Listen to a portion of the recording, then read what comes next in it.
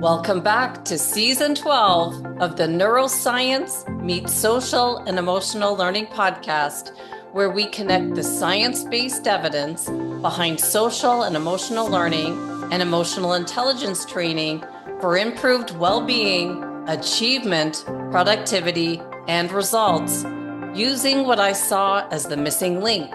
Since we weren't taught this when we were growing up in school, the application of practical neuroscience. I'm Andrea Samadi, an author and an educator with a passion for learning, and launched this podcast 6 years ago with the goal of bringing all the leading experts together in one place to help us to apply this research in our daily lives.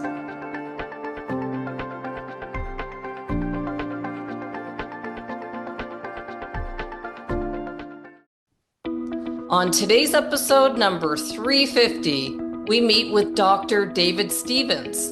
He's a clinical psychologist, neuropsychologist, and consultant with extensive experience in brain function, restoration, and mental health.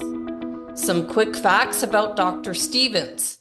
He was the former director of mental health for 3 state prison systems. He's overseen mental health services in jails throughout the U.S. He was an academic dean of an accredited graduate school of psychology. He was a correctional and architectural neuroscience consultant, which is a fascinating practice that takes into consideration how we feel in certain environments for our success. And he provides brain restoration services to individuals. What drew me to Dr. Stevens is that our podcast took a turn towards health and wellness after the pandemic. And a huge part of this direction has been focused on our brain health. And we've met many experts along the way who've shared tips and strategies to help give us hope in our journey of life. But Dr. Stevens will take this hope to new heights if we can keep our minds open. And I'm talking about myself specifically.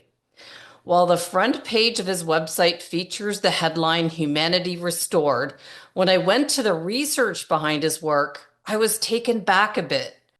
It was all about glucose and its restorative effects on the brain and body. Then I went to the peer-reviewed studies to learn more, and I realized that my understanding of glucose, what it is, how glucose is different from sugar that I consider poison, and how can glucose be used to restore brain function? All of my questions I realized needed to be addressed before this interview. So I watched some of the interviews that Dr. Stevens had with other podcasters and learned how to cure depression and other ailments with glucose, and also where his work began, where he connects hard science and neuroscience to spirituality. Now we're talking.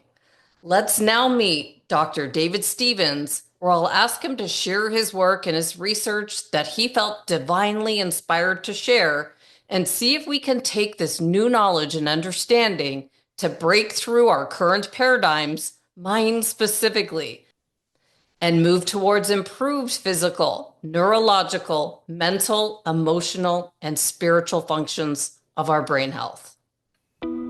Welcome, Dr. David Stevens. Thank you so much for joining me today. Thank you so much for having me, Andrea. Oh, absolutely. And have we reached you in the snowy Colorado Springs? Is that where you are? Fortunately, not too snowy. We had snow the day before Thanksgiving, but it's all melted. But definitely getting in the holiday spirit. Got it. I have seen photos of that area. I've got some good friends that moved to Arizona for the sunshine from there. So I've seen it. It's a beautiful place there. We love it. Yep. Very gorgeous.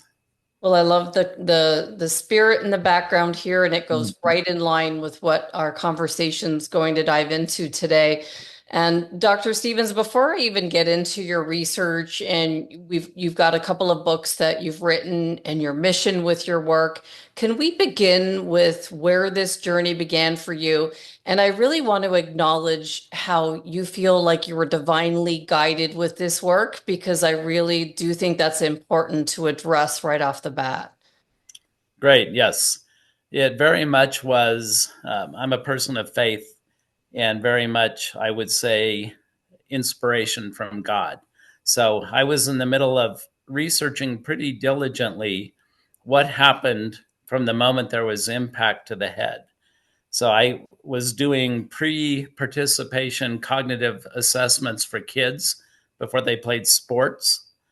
And to kind of give you the shorter version, but was finding that parents, I would ask parents and the kids themselves if you'd ever had a concussion, ever had a fall, ever been in a motor vehicle accident, whatever. And they would say no, no, no, no, no. And then I would do the cognitive testing and find out that probably 75% of them, their test results were consistent with a history of multiple head injuries. And so I thought that was very shocking. So I would ask the parents, you said your kid had never had any head injuries, no difficulties, but the test results really are consistent with somebody with multiple head injuries. And any thoughts about that? And it was, the stories weren't funny or the events weren't funny, but what they said was a little humorous, because then I would get stories from parents like, well, he fell out of a second story window and landed on his head. Could that have been a concussion? And I would say, yes, that could have been a concussion. And the most dramatic was a woman said, well, my daughter went headfirst through a windshield and was unconscious for a few hours. Could that have been a concussion? Oh, And I said, yes, of course, that was a concussion. But probably 85% of the parents would say, I can't account for those results, but I don't think there's ever been any injury. And so I thought that was curious. So I was doing the research. And then in October of 2017 was awakened in the middle of the night with, I would say, inspiration, try glucose, which was a very weird thing to wake up with. okay. So I wasn't going to immediately start recommending to people that they take glucose because I had this happen. So I did the research. It's harder to find this research now, but found out through pretty exhaustive research that glucose is not harmful in any amount, in any way. So once I knew that, then I had a new guy coming in. He was 41 at the time, estimated he'd had 15 concussions in his life. And so did very poorly on the test. At one point, again, a 41-year-old guy broke down crying because he couldn't make heads or tails in one of the visual tasks. He said it looked like somebody took a box of jigsaw puzzle pieces and turned it upside down, and it made no sense at all. Oh, So we finished the testing, and I said to him, I put on my best salesman's hat, and I said to him, I have no idea if this will help you. What I know for sure is it won't hurt you. Would you like to try?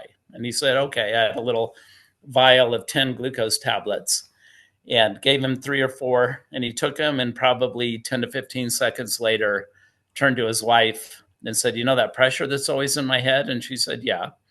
He said, it's gone. And I think I was as shocked or more than he was. But wow. his wife said, no, it's not. He said, no, really, it's gone. And from that point on, I just kept giving it to people. Probably the first 100 people, I would say that literally that same thing. I have no idea if this will help you. What I know for sure is it won't hurt you. Would you like to try? And then that just happened with everybody and has just continued. So this is very much for me a life mission, and something that I say to people, it's kind of interesting that it was, in my view, inspired by God, but it also happens to be the most scientific thing out there as well, which works together kind of nicely, in my opinion.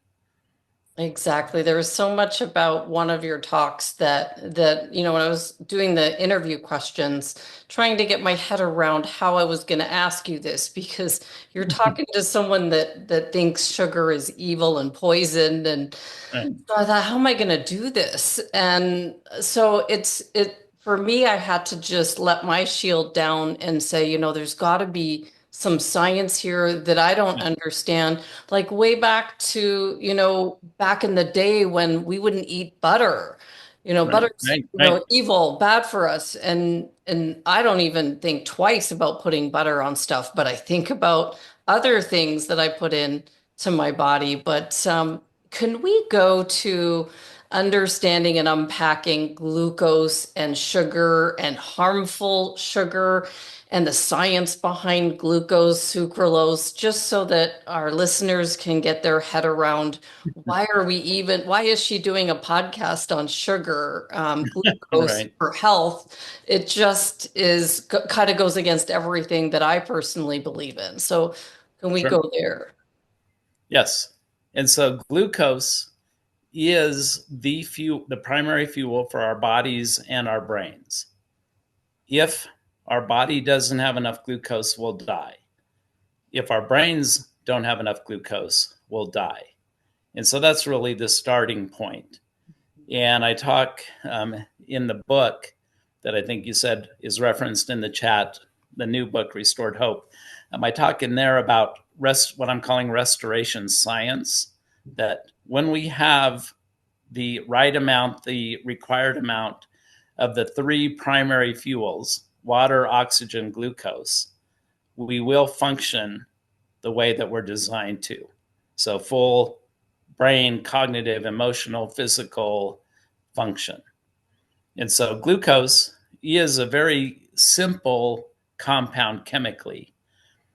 The chemical formula is C6H12O6. That makes it a simple sugar or a monosaccharide. And so the C6 is 6 atoms of carbon. The H12 is 12 atoms of hydrogen, or basically water. And the O6 is 6 atoms of oxygen. And that's the entire makeup of glucose. And all of those compounds or all of those chemicals are absolutely necessary for plant, animal, and human survival. And there's nothing in there that's corrosive, there's nothing in there that's acidic. It can't harm you in any way. And so sucralose is actually an artificial sweetener, but kind of loosely based on sucrose, which is chemically twice as heavy as glucose. It's a disaccharide, or even some people call it a polysaccharide. But that chemical formula is C12H22O12. And so it's too heavy chemically to get past the blood brain barrier. So sucrose cannot fuel the brain, it must be glucose. Got it. Okay, so that's the difference. We're talking about glucose being fuel for the brain, Yes. and sucralose is the one that we're worried about in soda and treats. Yeah. Um, Yep. and then I just have to ask this because I'm sure you've heard this so many times. If you got that message, try glucose, why Mm-hmm. not the other one? Why not try ketones? Just Because ketones are really a tertiary or safety net fuel. okay. So, glucose is really a significant part of fat, or the long term storage of fat. And so, what happens in the ketosis process is fat is burned and converted to glucose for fuel, but it's inefficient. A portion of everything we eat, our bodies, primarily stomach, but also the liver, convert to glucose. And then it goes into the bloodstream to fuel our body and then goes to the brain. But I think we'll talk about this a little bit later. But the glucose getting to the brain from the blood is limited by sympathetic nervous system activations. And so our brains get progressively less and less glucose from our diet, but that is kind of the gold standard way that we're designed to get glucose, is via that mechanism, not via the indirect take stored fat and burn it and convert it to glucose. Is that how it works with ketosis? It's actually okay. So Yes. glucose is still a part of. the equation. It's just when you're fat adapted, it's not gone. It's still Right. in there. Okay. Right. So it really is a starvation safety net. Okay. And just to bring that part to a close, you've heard of some people saying, when you're intermittent fasting, that there still is benefits to the brain. How is that different than the glucose benefits that you've uncovered? It isn't any different Okay. that you're still getting some glucose to the brain, just in limited amounts. Okay. With the ketosis. Right. Okay. All right. So now let's go to the brain. I understand that. So I'm getting my head around sugar. It's hard. I It's know hard. it is a big leap for many, many people. I'm sure. I'm sure. But I did it with butter. So if we can do Yeah. it with butter, I've just opened my mind here. So now let's go to the brain. Can you just go into what parts of the brain are fueled first? And then what's the problem that you're seeing with these concussions and the emotional issues that are happening? What's happening in our brain that cause this deficiency of glucose? And what a great question. That what gets fueled first and foremost above everything else is the brain stem. And the reason for that is the brain stem is primarily the part of the brain that keeps us alive. So, respiration, heartbeat, not all, but a significant amount of digestion happens in the brain stem, is controlled by the brain stem. So, that has to be fueled. If that doesn't get enough glucose, you'll die. So, after that, it really is very interesting that our brains have been called a self organizing system. And so, a big part of that self organizing is the brain is continuously scanning inside itself and inside our bodies, looking for threats. And low glucose is one of the most important threats, one of the most dangerous threats that exist.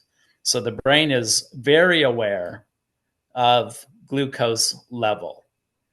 And so, what it will do is it chooses in any given moment which functions to fuel, which are the ones most important for survival, and which ones it can neglect.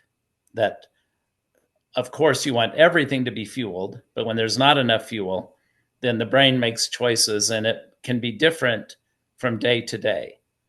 And so sometimes people I'm working with, before their brains are fully fueled, on one day they may have a headache. And then they may go 3 days with no headache, but then have floaties in their vision. Or then maybe no more floaties in the vision, but ear ringing. And so the brain, again, is choosing every moment what are the functions most important in that moment for our survival and our function. That's where it provides fuel and limits fuel to other functions. Got it. So it starts with the brain stem, Yes. and then I'm guessing, does it go to the prefrontal cortex next for thinking and focus? Or Yeah, it's another great question with a kind of complicated answer. okay. There's a school of thought called localizationalism, which says that certain parts of the brain are what regulate certain functions. But that's not how the brain works. The brain, every function in the brain is multiply represented.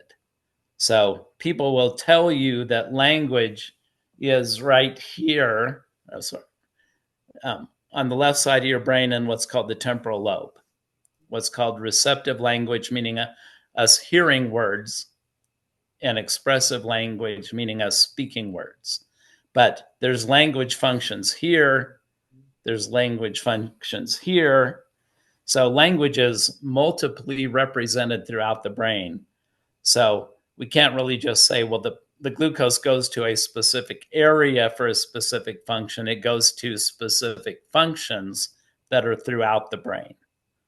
So just thinking of the images of the neural networks in the Yeah. brain as we're thinking here. And Yes. then what happens? How do you even know? It's not the same as low blood sugar because sugar in the blood is not the same, right? So how do you Right. know you have this issue? So, and you make a great point, a very, very important point, that the brain glucose system and the body slash blood glucose systems are two distinct systems. They overlap, but they're not the same thing. So you can have low glucose in your brain and high glucose in your blood or your body.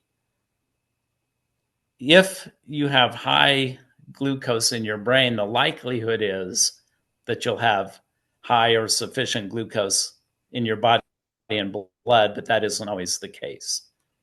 But so the way we know, there's really two ways to know, one of which nobody wants to do, which is to get a lumbar puncture. That would tell us the ratio of glucose to cerebral spinal fluid. But the other way to know is if a person is having symptoms, really of any kind, that tells us their brain glucose is low. And some of these symptoms, I know you've mentioned them, like, from your books, the anxiety, depression, brain fog. These are also common. How are we going to And pinpoint and say, could it possibly be a deficiency of glucose? I don't think I've ever had anyone say, you know, I'm sure you haven't. that to me. Right, but you have. But Yes, this isn't a part of a normal conversation usually. It's right. need some more sleep or, y- Yeah. so. And that's part of the point we talked off camera before we began about what's the purpose of having this conversation. And a big part of the purpose is so hopefully it becomes a part of everyday conversation. I have a headache. I know that means I'm low on glucose. I also know I can take some and my headache will be gone. Wow. So, really, symptoms of any kind, like I said, and you mentioned a number of them, but headaches or ear ringing or light sensitivity or balance problems or pain or a number of illnesses, all those things are ultimately due to low glucose in the brain. Got it. And so then can we talk about how this could possibly occur specifically because I have two girls who are gymnasts and Mm-hmm. one's had a concussion or went to the ER and Right, she didn't do the MRI, but she definitely hit her head hard enough that we know she had a concussion, especially right, knowing that you could just tap your head on a wall and it's enough, right? right, right. How does that factor in now? And what should anyone whose kids are in sports be aware of? Well, a couple of things. One is that a concussion is not a tissue injury, it's a chemical injury. And so the vast majority of people, even if they hit their head and they think they may have had a concussion, most people will not get a diagnosis of a concussion because it will not show up on an MRI or a CT scan. So the way we know that you've had a concussion is if you have symptoms afterward. Right. Right. And every single sympathetic nervous system or fight or flight or freeze system activation, those are the same thing, just different names, results in a limitation of glucose to the brain. And the amount of limitation really depends on the severity of the injury or psychological trauma is chemically a concussion. It has exactly the same effect on the brain, limiting glucose as does a concussion or a traumatic brain injury. Oh, wow. And so what actually happens with that fight flight system here? Yes. So what happens is in the brain, in cells, in the capillaries, there are what are called pericytes, Pericytes. And they really have been the subject of much more research in probably the last 7 or 8 years. And their current research indicates that they are primarily responsible for regulating the permeability of the blood-brain barrier. So glucose is in the veins. Glucose is carried throughout the body that way.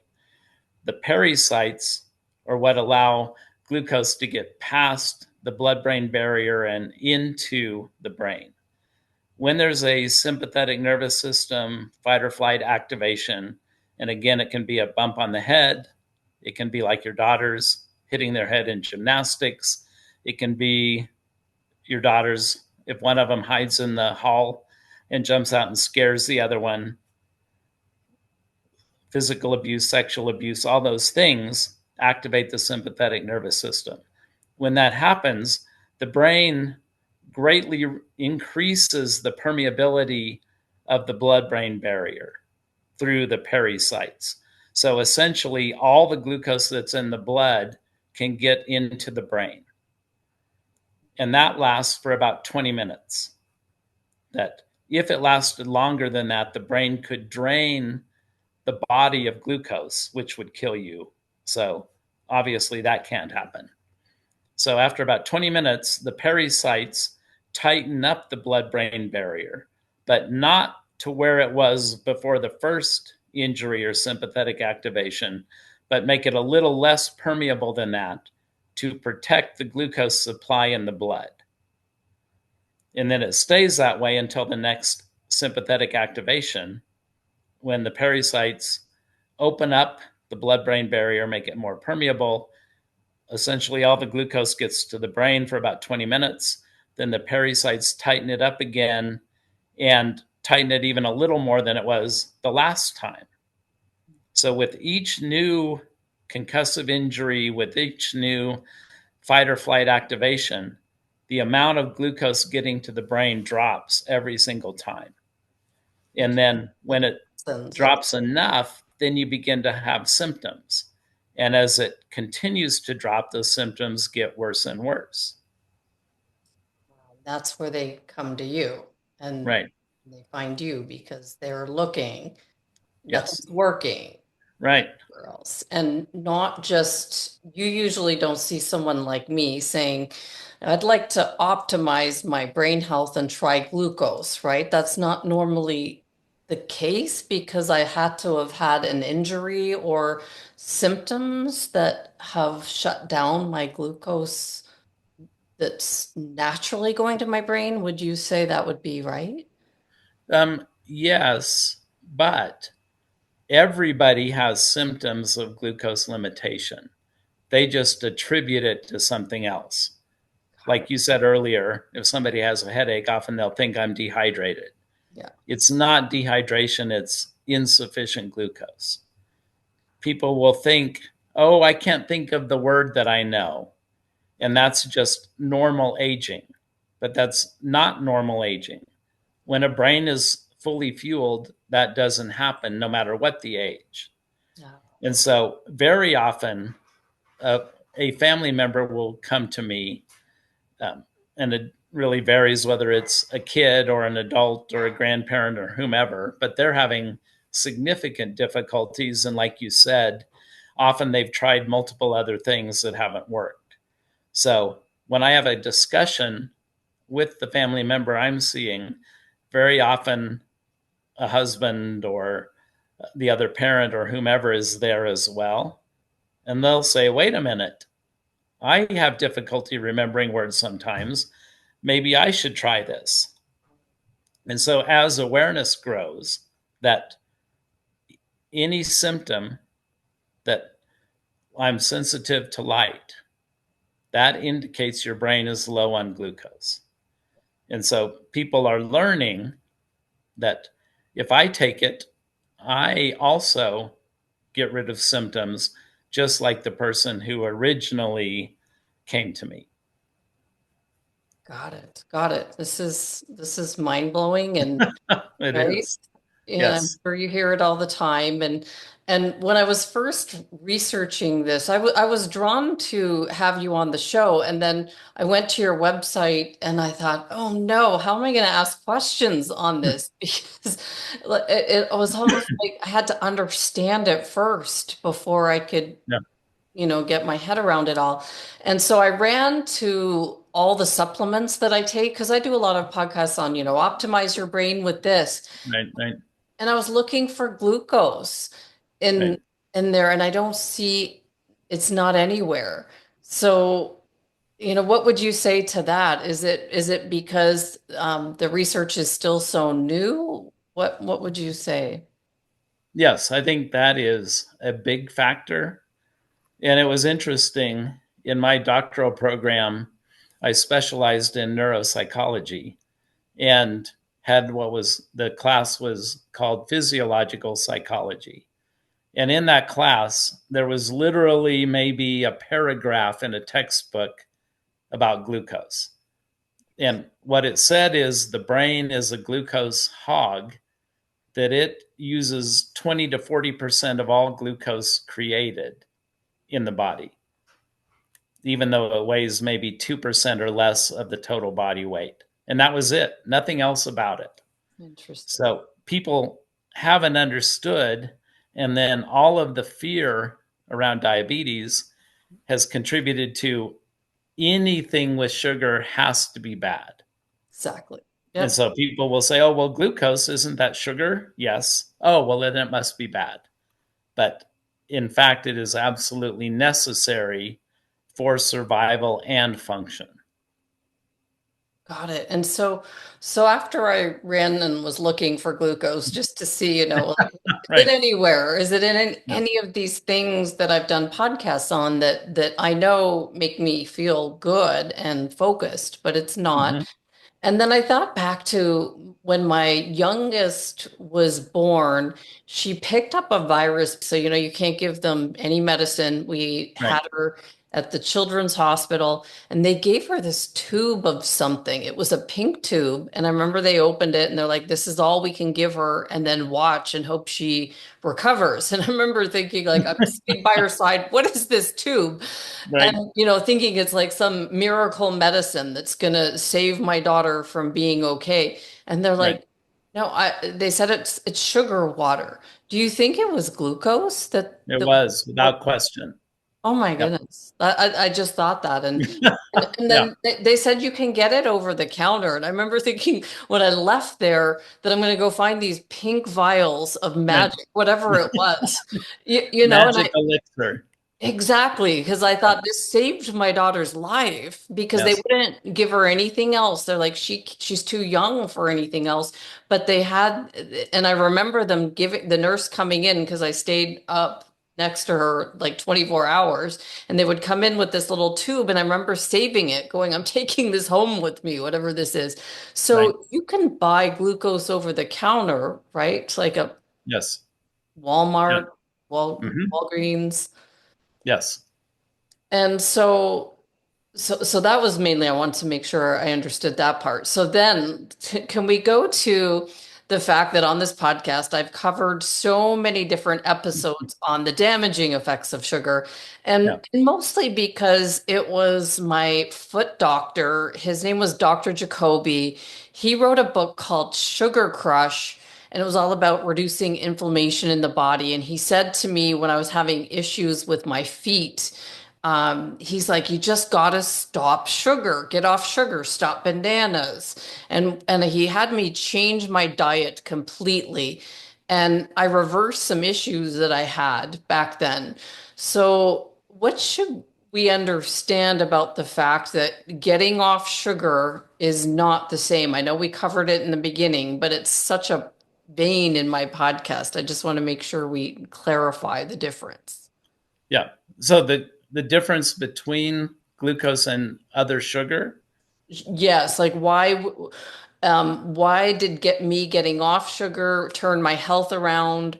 And what do I need to now know about glucose that glucose could possibly do the same thing for myself or others? Yes. So we talked about it a little bit earlier, but glucose gets to the brain, the brain glucose system is distinct from the body glucose system. And glucose does not get to the brain when you take it, does not get to the brain via the stomach and the digestive system. It appears, and I will say this is not yet proven, but it appears that it's likely it gets to the brain via the cerebral spinal fluid system. Okay. And is absorbed via mucous membranes into that system and gets immediately to the brain. What we do know is that within literally 3 to 5 seconds of ingesting glucose directly, it is at the brain that quickly. Yeah. And I could attest to that with when they gave her the glucose. My daughter, and I remember her changing. Mm-hmm. And she went from like it was scary to I think she's going to be okay with whatever they gave her. Glucose. Right. Interesting. Because it went straight to her brain, not in her blood that we worry Right. about with sodas, and Right. doesn't cross. Sucralose doesn't cross into the brain, but this does. Okay. Right. Getting Yep. So it's getting to the brain directly. That's how it has the positive effect. It's interesting. So it's necessary to ingest glucose in the way we're talking about, whether through tablets or gummies or dextrose. Dextrose and glucose are the same thing, but you can buy dextrose powder at breweries, at vitamin stores, at health food stores. But taking it that way, or Smarties candy is pure dextrose. You can buy glucose tablets, but ingesting it directly gets it directly to the brain. So that's so important, to ingest enough glucose that isn't limited by the blood-brain barrier. But it's equally important to pay attention to glucose burning. And so visual activities burn glucose faster than almost anything. That the visual system is the most complex system in the brain. And so driving burns glucose quickly. It's not uncommon, particularly for people that have had identified head injuries or trauma, that sitting at a traffic light, they'll get dizzy watching the cars go by, or they'll drive and feel nauseous. And that's because it really exhausts, depletes their brain glucose system. So And so, if there's people listening right now that think maybe this could help them, what would you say? Would you say to like the average person to monitor and try it out, or would you say read more, understand, get all your questions answered? Like I had to get to a certain place of understanding, and I think the place of understanding for me was the difference between the fact that sucralose does not go to the brain. So how could it help it? So I think that solved it for me. I understand. mm-hmm. So what would you say to someone listening right now that might think I've got brain fog, I'm exhausted at the end of the day of being Mm-hmm. on the computer? Would you say to try it out, read your books? What do you think would be a first step of changing someone's paradigm like you've changed mine? Yes. So if a person is, we'll say, roughly under age 35 and hasn't had a history of multiple diagnosed concussions or traumatic brain injuries, they can probably just start taking glucose. And I recommend for anybody over about the age of 14 that they start by taking 3 tablespoons of dextrose powder or 6 glucose tablets, anyway, 24 grams, 3 times a day. And for younger people with relatively uncomplicated histories, they likely will notice a difference fairly quickly, and they can continue by increasing by a tablespoon per dose every week. So you start at 3 tablespoons 3 times a day of dextrose powder. You can mix it in any liquid, other than, I kind of half jokingly, but also seriously say probably alcohol isn't the best thing to mix it in. But tea, in coffee, in water, and then you can add juice and smoothies, really in just about anything. And so for those people, they likely can do most, if not all of it, on their own. For people older than about 35 or with complicated histories, it's pretty difficult to do the process on your own for a variety of reasons. One of the biggest is what I said earlier, that the brain will alternately fuel different functions on any given day based on what it interprets to be the need of the moment. So that can be very confusing. Like, my headaches were gone. I haven't had a headache in 3 weeks. All of a sudden I have a headache. Does that mean it's not working? Does that mean I'm backsliding? Does that mean something's wrong? And it doesn't mean any of that. It just means on that day, the brain decided that the functions that keep your head from hurting were less important than other ones. But so I recommend for most people, working with me or somebody I've trained is really very important to be able to do it successfully. And I say when I'm doing these podcasts, it isn't about me making money. That the way I do my fees is, the short version is, people pay whatever they can afford. And at any given time, probably 25% of people I work with don't pay anything. So nobody has to be nervous that they can't afford to talk to me or somebody I've trained because of money, because literally if you can't afford anything, you don't pay anything. That's phenomenal. Thank you for that. Yes. So for people that want to read your books and learn more about you, perhaps try this out and maybe, book some time with you, is the best place restoredhumanity.com, your website? Yes. Perfect. And my email is dstevens, STEPHENS, @restoredhumanity.com. Phenomenal. Do you think I've missed anything in my questions to you? You've asked a lot of very good questions, and I can tell you jumped into it and looked at it pretty exhaustively. So I guess a couple of summary comments would be that, and this is really, to me, it's still kind of a wild statement. I don't talk like it, but I'm one of the biggest skeptics there are. And so when I first started, roughly the first 100 people, I think I said earlier, I would say to them, excuse me, I have no idea if this will help. I know for sure it won't hurt. Right. What I say now, after probably roughly 1,500 people all recovering, and just to be clear, everybody that's completed the treatment has fully recovered, and about 10 to 15% of people that start the treatment don't complete it. So just so people are aware of that. But now I say to people, if you complete it, there's no way you cannot recover. It's really based on how humans are designed. And when our bodies and brains have the amount of fuel that's needed, they function the way they should in every respect. Thinking and memory and emotions and physical function, autoimmune illnesses, diabetes, autism, whatever. All those things are completely restored when the brain is fueled.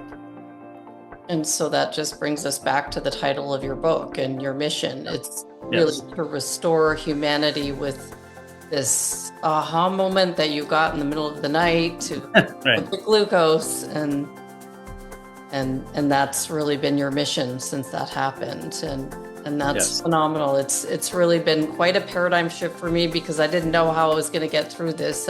Anyone, my kids wave donuts in front of me and say, just have a bite.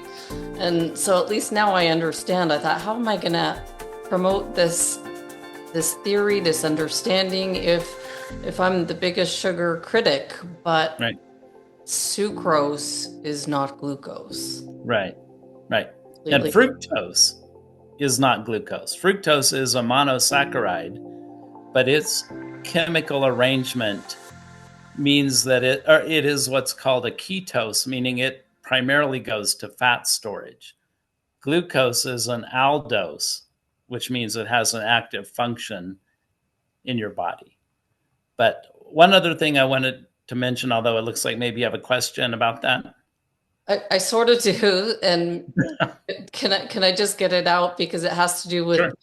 the ketones, because so if let's just say for anyone listening, there's a lot of my friends that are on the keto diet, so this wouldn't make sense for them because it would kick them out of ketosis, or and they just keep doing what they're doing, although we know we're pretty clear that it's not the best diet long term Right. because it's starving the body, the brain.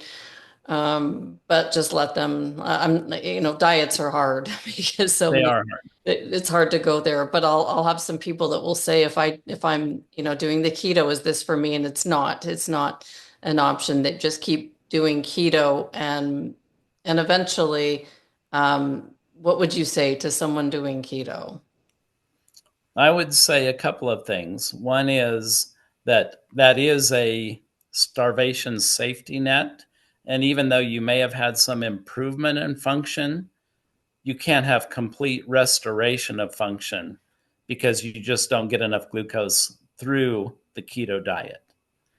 And then some people that are concerned about weight gain taking the glucose will do the keto diet and take glucose. So they're not in ketosis, but they are limiting fructose ingestion by doing that. And that helps maintain weight balance. Got it. And then to wrap this all up, what would you say I know that we've asked some pretty deep questions here. Do you think that I've done a good job at debunking the paradigm of what glucose is from these questions? I think you really have. And I think it means a lot for people to hear somebody who was very much a firm believer in no sugar actually considering it. And it is such an important thing to know that glucose cannot be harmful, really, in any amount. And then the one other thing I would say, too, that's also very important, um, thoughts of self doubt, thoughts of something's wrong with me, I'm not good enough, I'm not acceptable. In more severe forms, I'm unworthy, I'm worthless, suicidal thoughts. All of those come from low glucose. And when a person's glucose level is restored, they know and understand that they are without deficit or defect, that they are infinitely worthy. There isn't anything wrong with them in any way. Well, Dr. Stevens, I want to thank you so much for your time today to help us to understand how we can improve our life and our results by understanding the importance of glucose and our brain. For people who want to learn more, they can go to your website, restoredhumanity.com. And I want to thank you so much for your time today. You're welcome. Thank you so much for having me on. Thank you.